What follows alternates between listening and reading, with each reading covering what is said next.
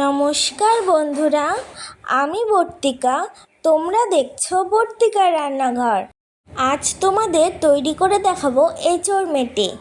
তাহলে তোমরা দেখতে থাকো। উপকরণে রয়েছে এঁচোড় মেটে, ডুমো করে কেটে রাখা আলু, হলুদ, সাদা তেল, লবণ, শুকনো লঙ্কা 9-10টা, জিরে গুঁড়ো, ধনে গুঁড়ো, চিনি, গোটা জিরে, তেজপাতা, শুকনো লঙ্কা, কাশ্মীরি লঙ্কার গুঁড়ো আর গরম মশলা গুঁড়ো। পেঁয়াজ কুচি, আমি এখানে 2টো বড় সাইজের পেঁয়াজ নিয়েছি, আদা, রসুন, টমেটো। বন্ধুরা, আমি কিন্তু এখানে এঁচোড়টা সেদ্ধ করব না। হলুদ দিয়ে ভালো করে আমি এঁচোড়টা ধুয়ে নিয়েছি, যাতে এঁচোড়ের আটা ভাবটা কিছুটা হলেও চলে যায়। তোমরাও একবার সেদ্ধ না করে এইভাবে খেয়ে দেখো, ভীষণ ভালো লাগবে।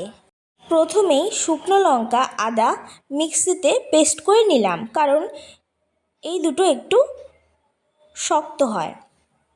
এবার দিয়ে নিলাম পেঁয়াজ কুচি, টমেটো, রসুন, আবারও ভালো করে পেস্ট করে নিলাম। কড়াইতে সাদা তেল দিয়ে দিলাম। তেল গরম হয়ে আসলে কেটে রাখা আলুগুলো ভেজে তুলে নেব। দিয়ে দিলাম এঁচোড়গুলো। বেশ ভালো করেই 10-15 মিনিট ধরে ভালো করে ভেজে তুলে নিলাম। ওই তেলেই তেজপাতা, গোটা জিরে, শুকনো লঙ্কা ফোড়নে দিয়ে দিলাম আগে থেকে বেটে রাখা মশলা ধোয়া জলটাও দিয়ে দিলাম। ভালো করে কষিয়ে 1 চামচ লবণ, 1 চামচ হলুদ, 1/2 চামচ জিরে গুঁড়ো, 1/2 চামচ ধনে গুঁড়ো দিয়ে দিলাম সামান্য কাশ্মীরি লঙ্কার গুঁড়ো। ভালো করে মিশিয়ে দিয়ে দিলাম মেটেগুলো। এবার বেশ কিছুক্ষণ ধরে কষিয়ে নেব।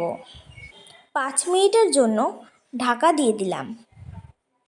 5 মিনিট পর ঢাকা তুলে তেল ছেড়ে আসলে দিয়ে দিলাম ভেজে রাখা আলু।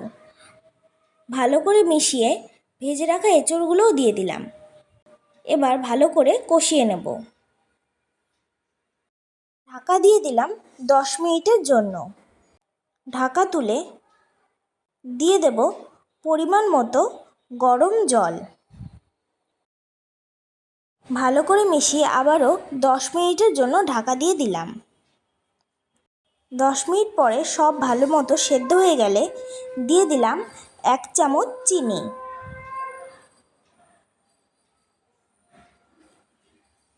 ভালো করে মিশিয়ে গরম মশলা দিয়ে নামিয়ে নিলেই তৈরি এঁচোড় মেটে। কেমন হয়েছে বন্ধুরা আমার এই রেসিপিটি অবশ্যই জানাবে। আর ভালো লাগলে লাইক, কমেন্ট, শেয়ার এবং আমার চ্যানেলটিকে সাবস্ক্রাইব করে দিতে ভুলো না।